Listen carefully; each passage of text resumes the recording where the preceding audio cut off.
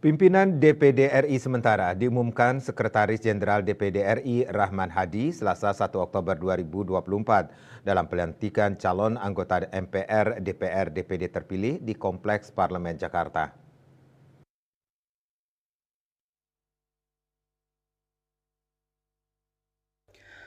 Pimpinan diisi oleh anggota DPD RI tertua sebagai ketua dan anggota DPD RI termuda sebagai wakil ketua.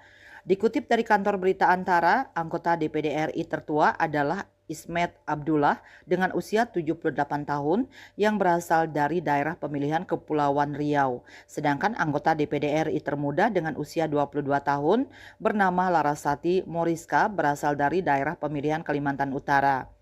Sekjen DPD RI mengatakan bahwa pemilihan anggota tertua dan termuda untuk menjadi pimpinan sementara itu berdasarkan ketentuan pasal 60 ayat 2 dan ayat 3 Undang-Undang Nomor 17 Tahun 2014 tentang MPR, DPR, DPD, dan DPRD, Undang-Undang MD 3 sebagaimana telah diubah terakhir dengan Undang-Undang Nomor 13 Tahun 2019 tentang perubahan ketiga atas Undang-Undang MD 3. Dengan begitu, menurut dia, agenda pengucapan sumpah janji anggota DPD RI masa jabatan 2024-2029 dipimpin oleh Ketua Sementara Ismet Abdullah dan Wakil Ketua Sementara Larasati Moriska.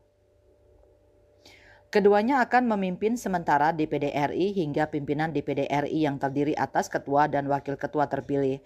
Adapun pemilihan pimpinan DPD RI dijadwalkan akan berlangsung pada hari Selasa pukul 19 WIB.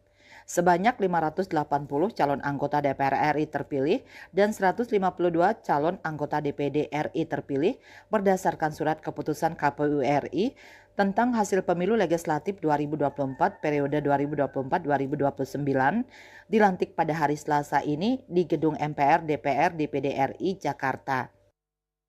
Bali Post melaporkan.